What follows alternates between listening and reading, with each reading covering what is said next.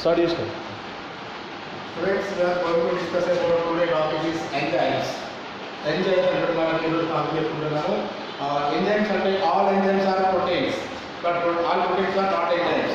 ఇక్కడ enzymes అన్ని మనం proteins చెప్పుకోవచ్చు, కానీ ప్రతి ప్రోటీన్ అనేది మనకి enzyme గా చెప్పలేము అన్నట్టు. ఇక్కడ ఈ యొక్క enzyme టాపిక్ లో మనకి ఏంటంటే బేసికల్ గా chemical reactions are two types. అంటే ఇక్కడ చర్యా విధానం మనకు రెండు రకాలుగా ఉంటుంది. ఒకటి ఫస్ట్ ఫిజికల్ చేంజెస్, భౌతిక మార్పు, రెండవది రసాయన మార్పు అంటున్నాం. First one is physical changes means అంటే ఒక పదార్థం లోపల ఉండే బంధాలు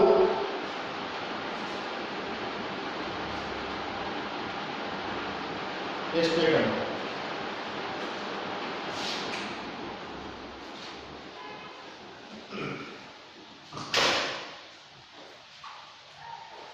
Enzymes. All enzymes are proteins. All proteins are not enzymes. Enzymes అన్ని కూడా ప్రోటీన్ గా చెప్తాము, కానీ ప్రతి ఒక్క ప్రోటీన్ మనం ఎంజైమ్ గా చెప్పలేము అని. ఇప్పుడు ఇక్కడ కెమికల్ రియాక్షన్స్ అంటే ఇక్కడ రసాయనిక చర్యలు తీసుకుంటే రాసాయనిక చర్యలు మనకు బేసికల్ గా టూ టైప్స్ జరుగుతాయి. ఒకటి ఫిజికల్ చేంజెస్, రెండోది chemical changes. Physical changes means ఆ పదార్థంలోని ఏదైనా రసాయన చర్యలో పాల్గొనే పదార్థంలోని బంధాలు బాండ్స్ విచ్ఛిన్నం కాకుండా, అంటే ఆ చర్యలో పాల్గొనే పదార్థంలోని బంధాలు విచ్ఛిన్నం కాకుండా కొత్త పదార్థం కనుక ఏర్పడితే దాన్ని మనం ఫిజికల్ చేంజెస్ అంటాం. ఫర్ ఎగ్జాంపుల్ ఐస్ తీసుకోండి. ఐస్ తీసుకున్న తర్వాత ఐస్ మనకు కొంచెం అవుతుంటే వాటర్ గా మారుతుంది. అంటే ఇక్కడ ఏంటంటే ఘన స్థితి నుంచి solid state to convert liquid state, అంటే ఘన స్థితి నుంచి ద్రవ స్థితికి మారుతుంది. ఇక్కడ ఏంటంటే అందులో ఉండే రసాయన బంధాలు, అందులో ఉండే బంధాలు విచ్ఛిన్నం కాకుండా కొత్త రూపాన్ని సంతరించుకుంటాయి. అంటే ఇక్కడ liquid solid state converted liquid state. Next example is water to vapour. అంటే ఇక్కడ నీరు అనేది ఎంత మారుతుంది, మనం బాయిల్ చేస్తే మనకు బికమ్ ఏ వేపర్, అంటే ఆవిరిగా మారుతుంది. అంటే ఇక్కడ నీరు ఆవిరిగా మారే ప్రక్రియలో అందులో ఉండే బాండ్స్, అందులో ఉండే బంధాలు విచ్ఛిన్నం కాకుండా చేస్తే ఆకారం అనేది మారుతుంది.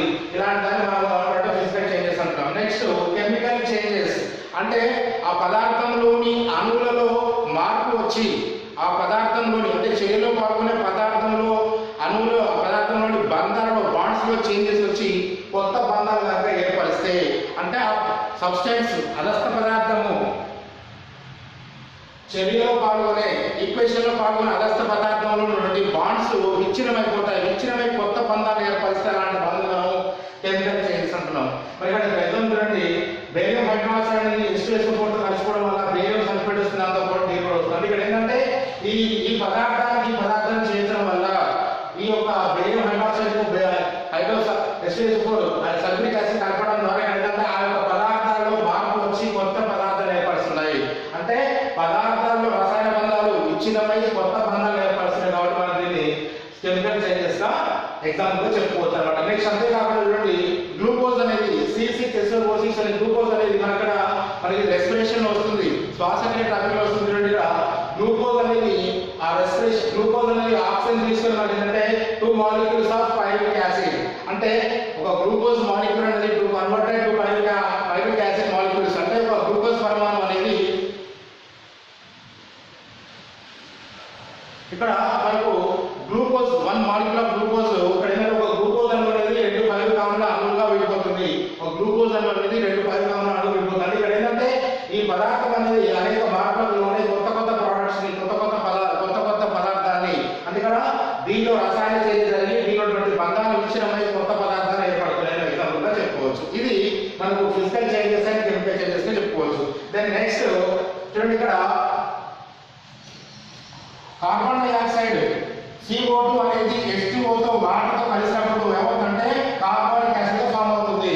అంటే ఇక్కడ ఈ CO2 H2O కలిసినప్పుడు కార్బనిక్ యాసిడ్ ఫామ్ అవుతుంది. ఈ కార్బనిక్ యాసిడ్ అనేది ఫామ్ అయినప్పుడు దానికి ఒక ఎంజైమ్, వితౌట్ ఎంజైమ్ లేనప్పుడు ఒక రకంగా ఉంటుంది, ఎంజైమ్ ఉన్నప్పుడు ఒక రకంగా ఉంటుంది. అంటే ప్రతి ఒక్క ఈక్వేషన్ కి మనకి ఏంటంటే క్యాటలిస్ట్ అంటే తెలుసు కదా. క్యాటలిస్ట్ అంటే ఏంటిది, ఆ యొక్క చర్య వేగాన్ని, అంటే ఆ యొక్క కెమికల్ రియాక్షన్ యొక్క స్పీడ్ పెంచి ఇంక్రీజ్ ఆర్ డిక్రీజింగ్, అంటే చర్య వేగాన్ని పెంచేది కానీ తగ్గించేది ఉంటే దాన్ని మనం అంటాం లైక్ క్యాటలిస్ట్ అంటున్నాం. మరి ఇక్కడ క్యాటలిస్ట్ గా మనం ఎంజైమ్స్ యూస్ఫుల్ గా ఉంటాయి. అంటే ఒక చర్య వేగాన్ని పెంచడం మనం తగ్గించినటువంటి ప్రాసెస్ లో ఇవి మనకు పార్టిసిపేట్ చేస్తాయని చెప్పుకోవచ్చు. మరి ఇక్కడ తీసుకుంటే ఈ యొక్క కార్బోనిక్ యాసిడ్, కార్బన్ డైఆక్సైడ్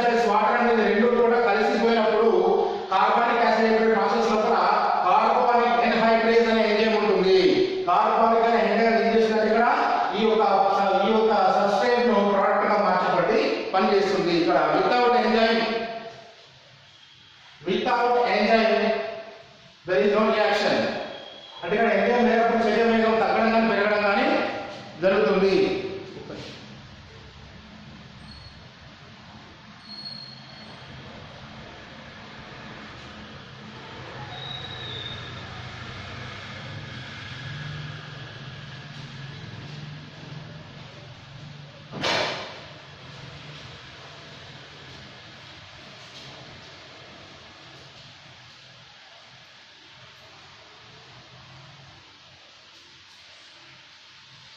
ఇప్పుడు చూడండి, మనకు ఇక్కడ ఈ యొక్క కార్బన్ డైఆక్సైడ్ అండ్ వాటర్ ఈ రెండు కూడా కలిసిపోయి మన కార్బానిక్ ఎన్హైడ్రేట్ అయినటువంటి ఎంజైమ్ ఏర్పడేటువంటి టైంలో కూడా ఎంజైమ్ ఉంటేనే దాని యొక్క శరీర వేగం ఎక్కువగా జరుగుతుంది, దాని ప్రోడక్ట్ కూడా ఎక్కువ వస్తుంది. ఫర్ ఎగ్జాంపుల్ తీసుకోండి, ఇక్కడ ఈ యొక్క ఈక్వేషన్ లోపల వితౌట్ ఎంజైమ్ కనుక లేనట్టయితే ఈ యొక్క ఈక్వేషన్ లో ఒక 1 అవర్ లోపల వితౌట్ ఎంజైమ్ లేనప్పుడు ఈ యొక్క 200 మాలిక్యూల్స్ ఏర్పడతాయి. ఒక 1 అవర్ లోపల ఈ ఒక చూడండి కార్బన్ డైఆక్సైడ్ ప్లస్ వాటర్ అనేది మనకు కార్బానిక్ యాసిడ్ గా మారుతుంది కదా.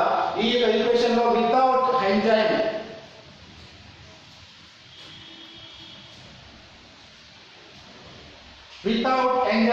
ఇక్కడ ఈ యొక్క ఈక్వేషన్ లోపల ఎంజైమ్ లేనప్పుడు దాని యొక్క చర్య వేగం అనేది చూడండి ఒక గంటలో 1 అవర్ లో మనకి 200 మాలిక్యూల్స్ తయారు చేస్తుంది. అదే ఎంజైమ్ ఉన్నప్పుడు విత్ ఎంజైమ్ అనేది ఉన్నప్పుడు for second 6 lakhs molecule for second. అంటే ఆ యొక్క ఈక్వేషన్ లో ఎంజైమ్ అనేది ఉన్నప్పుడు దాని యొక్క చర్య వేగం అనేది పెరిగి దాని యొక్క ప్రొడక్ట్స్ కూడా ఎక్కువగా పెరిగిందని చెప్పుకోవచ్చు. అంటే ఇక్కడ ఎంజైమ్ యొక్క చర్య వేగాన్ని పెంచేది గాను ప్రోడక్ట్ వాల్యూ పెంచేది కానీ ఏంటంటే ఇక్కడ ఎంజైమ్స్ ఉపయోగపడుతూ ఉంటాయి అన్నమాట.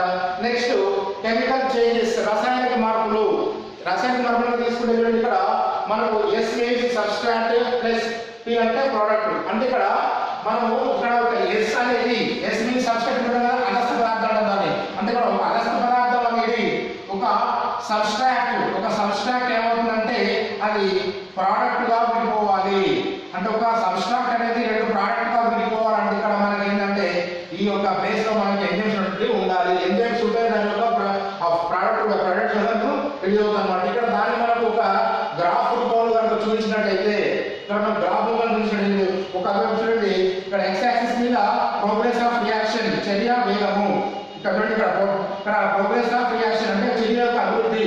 అంటే ఇక్కడ మనకు ఈ యొక్క చర్య ఇక నెక్స్ట్ తీసుకున్నట్టయితే చూడండి, ఇక్కడ మనకి పొటెన్షియల్ ఎనర్జీ ఒకవైపు ఏమో y యాక్సిస్ మీద పొటెన్షియల్ ఎనర్జీ. అమ్మా వాయిస్ క్లియర్ లేదమ్మా? Voice is clear? వాయిస్ మొత్తం రావట్లేదమ్మా? వాయిస్ క్లియర్గా ఉందా? ఓకే.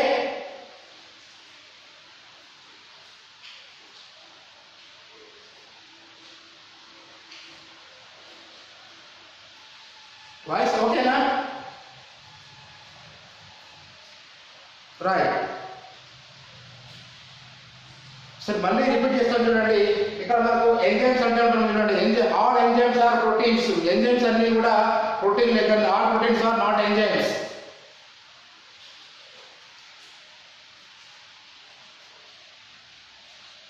ఓకేనా? రైట్. చూడండి ఎంజైమ్స్ అంటున్నాం, ఎంజైమ్స్ ఇక్కడ all enzymes are proteins but all proteins are not enzymes. ఓకేనా? నెక్స్ట్ ఇక్కడ తీసుకుంటే కెమికల్ రియాక్షన్స్, ఇక్కడ చర్య రకాలు తీసుకుంటే ఒక పదార్థంలో కూడా 2 రకాల చర్యలు జరుగుతూ ఉంటాయి. First one is physical change, second one is chemical change. Physical change means అంటే ఆ యొక్క పదార్థం లోపల బంధాలు, అందులో బాండ్స్ ఇచ్చడం కాకుండా, అంటే ఆ అదస్థ పదార్థంలోని అంటే చర్యలో పాల్గొనే పదార్థం యొక్క లోపల ఉండే బాండ్స్ ఇచ్చడం కాకుండా కొత్త పదార్థం పడితే దాన్ని మనము ఫిజికల్ చేంజ్ అంటాం. ఫర్ ఎగ్జాంపుల్ ఐస్ నుంచి వాటర్ వస్తుంది, అందుకే ఐస్ మీన్స్ సాలిడ్ స్టేట్. ఇక్కడ ఈ యొక్క ఘన స్థితి నుంచి మనకి ఏంటంటే చూడండి సాలిడ్ స్టేట్ లిక్విడ్ స్టేట్. అంటే ఇక్కడ సాలిడ్ స్టేట్ నుంచి లిక్విడ్ స్టేట్ కన్వర్ట్ అయింది. అంటే ఇక్కడ ఏంటంటే దాని యొక్క షేప్ అంటే ఇక్కడ బాండ్స్ ఇచ్చడం కాకుండా, బంధాలు ఇచ్చడం కాకుండా వేరొక రూపాన్ని మార్చుకున్నాయి అన్నమాట. ఇది next example vapour, liquid to gas, water into converted vapour. అంటే నీరు అనేది ఆ విధంగా మారిపోయింది. ఇక్కడ కూడా మనకి ఏంటంటే అందులో ఉండే బాండ్స్ అనేటువంటి విచ్ఛిన్నం కాకుండా, అందులో బంధం విచ్ఛిన్నం కాకుండా కొత్త పదార్థాలు ఏర్పరిచాయి.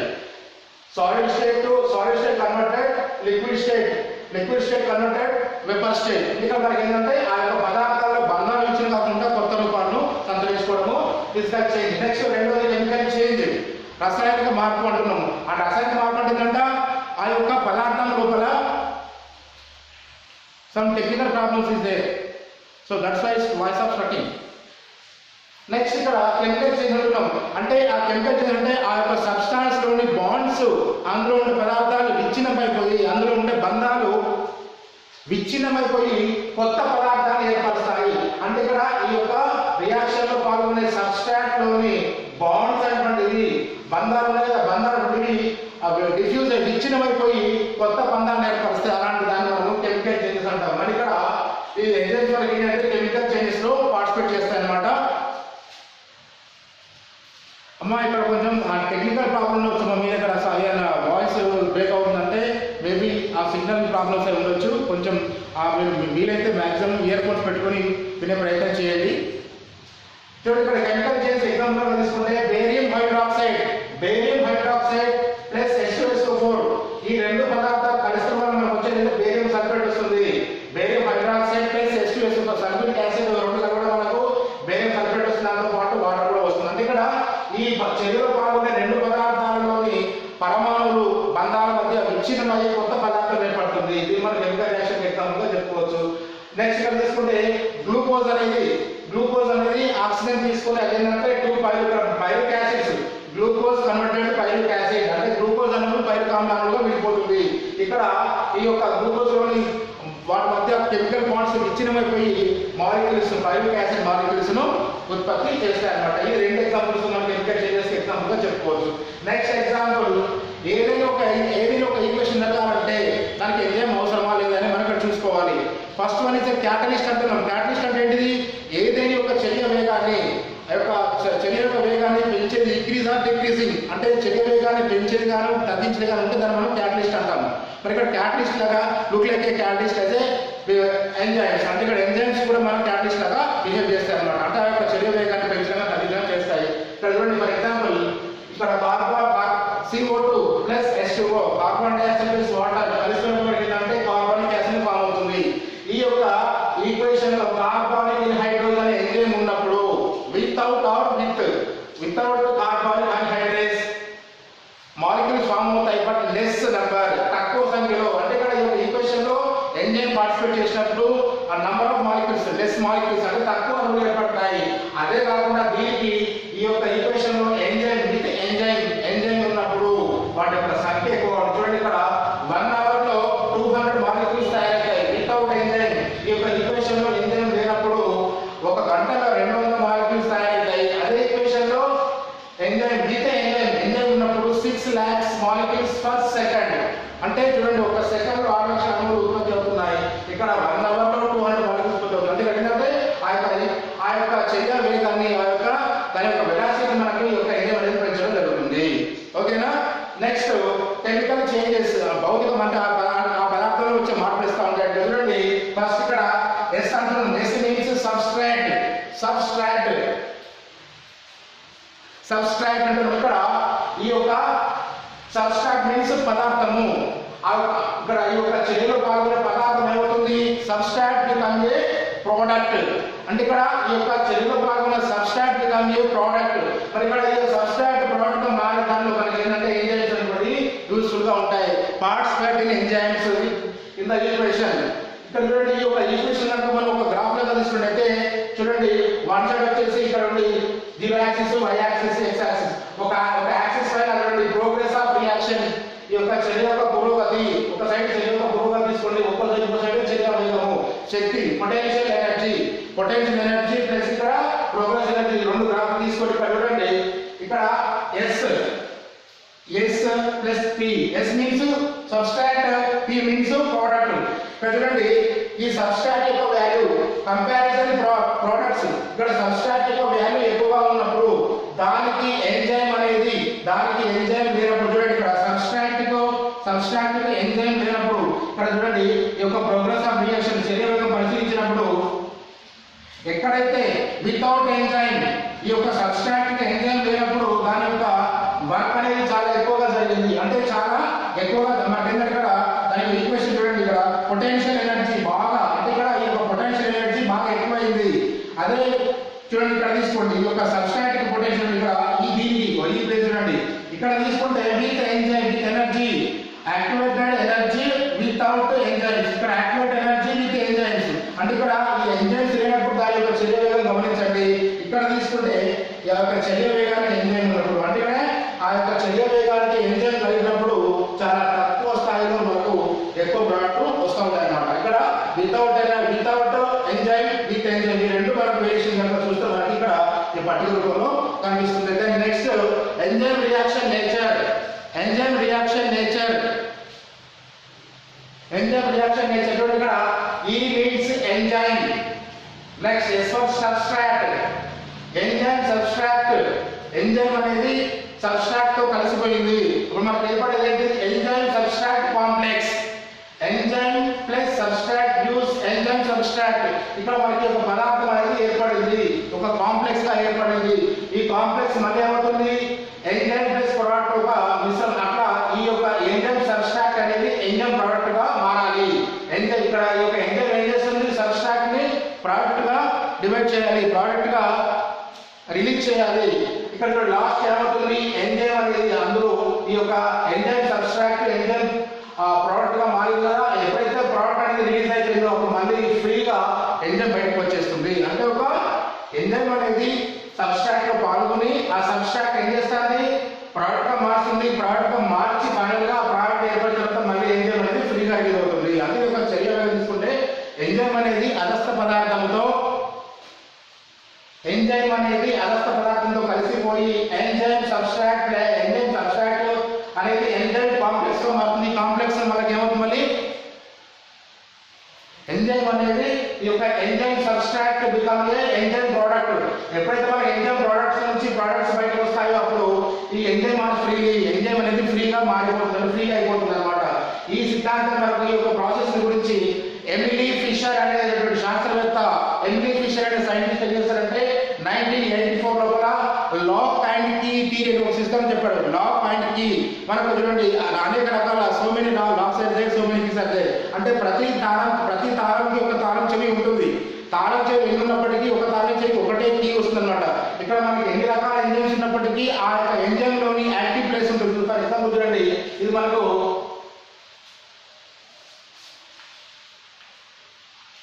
These are the active place. ఇక్కడ చూడండి మనకు ఈ యొక్క మనకు చూడండి సబ్స్టాన్స్ లో ఎంజైమ్, ఇది ఎంజైమ్ లో ఇది యాక్టివ్ ప్లేస్, క్రియాశీల స్థానం అంటాం.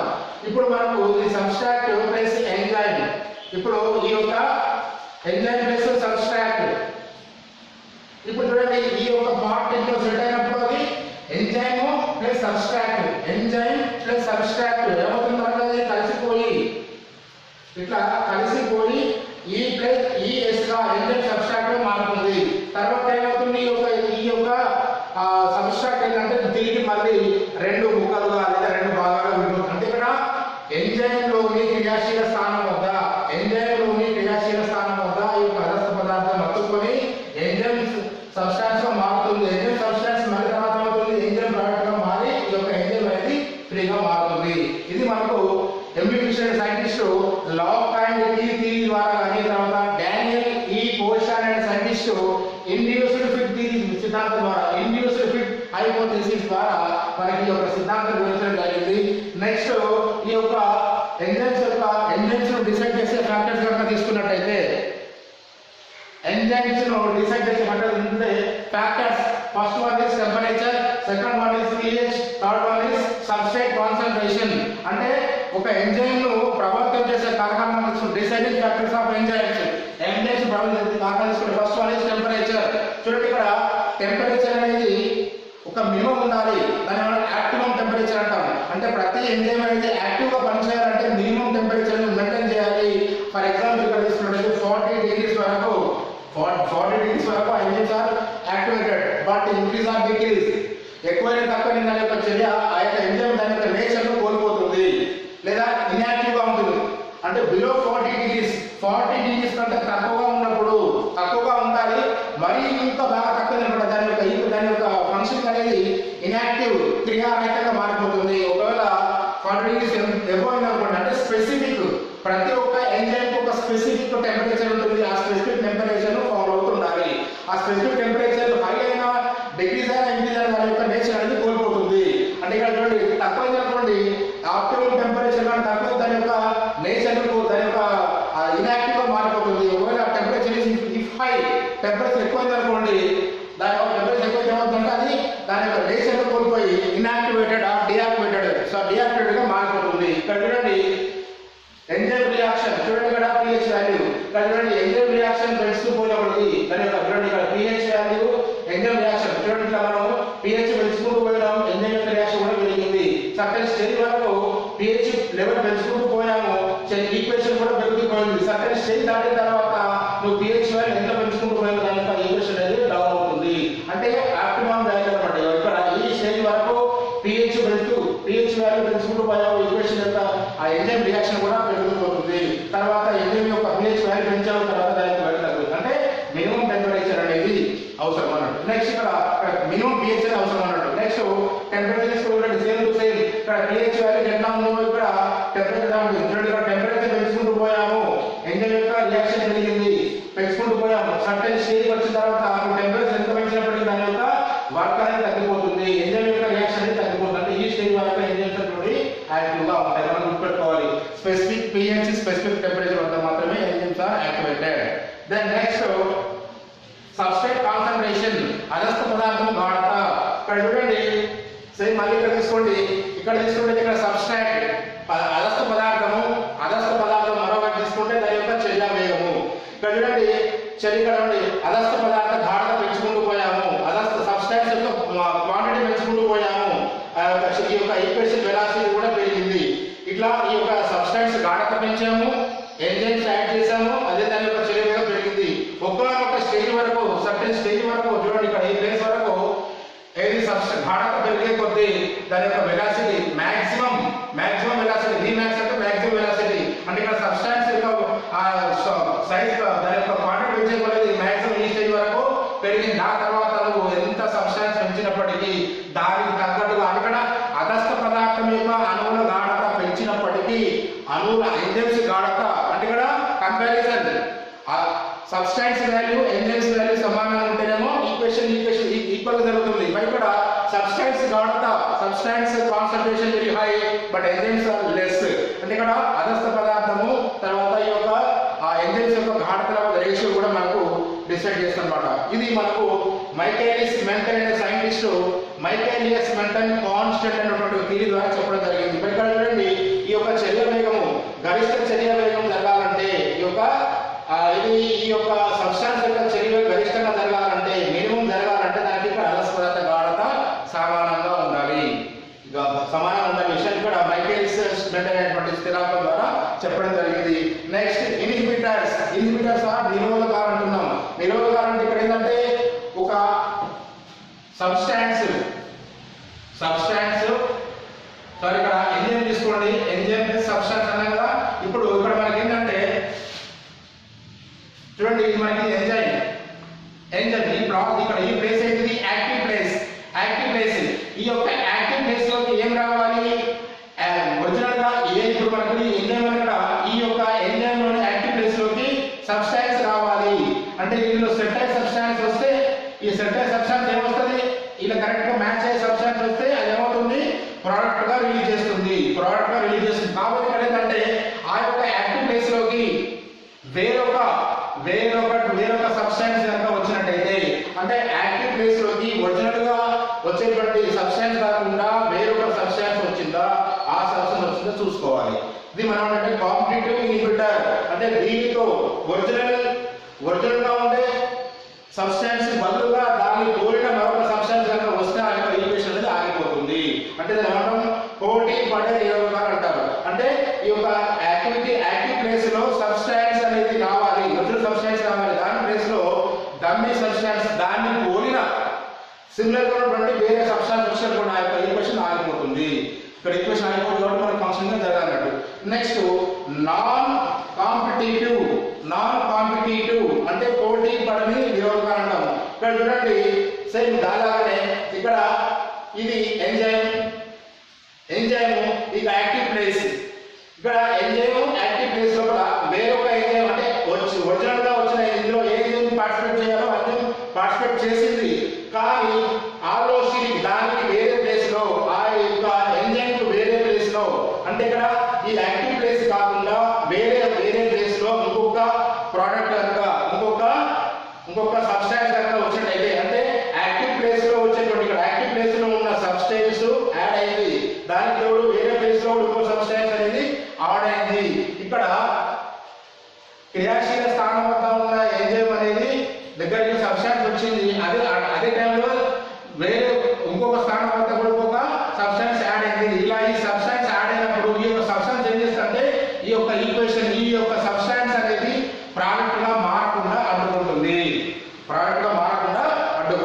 అంటే ఇక్కడ ఎంజైమ్ లోని క్రియాశీల స్థానం వద్ద అదస్త పదార్థం చేరినప్పటికీ దానికి మరోవైపు వేరే స్థానంలో క్రియాశీల స్థానం లేనప్పటికీ ఆ ప్రదేశం వద్ద ఇంకొక సబ్స్టాన్స్ చేరడం వల్ల ఈ యొక్క చేరిన సబ్స్టాన్స్ దీని యొక్క చర్యను అడ్డుకుంటుంది. ఇది మనము నాన్ కాంపిటీటివ్ ఇన్హిబిటర్ అంటారు.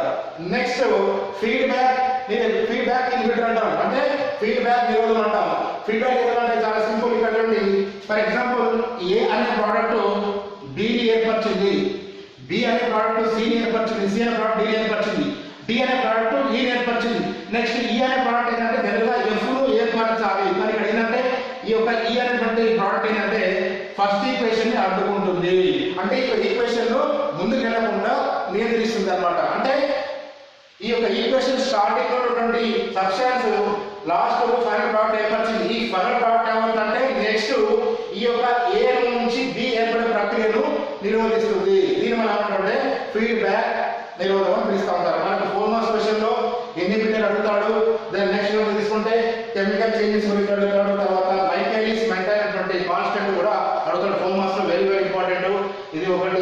ఇది ఒకటి నెక్స్ట్ ఇది ఒకటి, 3 కూడా చాలా ఇంపార్టెంట్. గుర్తుపెట్టుకునే ప్రాబ్లమ్స్ ఉంటే డౌట్ ఉంటే మళ్ళీ మనం నెక్స్ట్ క్లాస్ రివైజ్ చేసుకుందాం. ఓకే.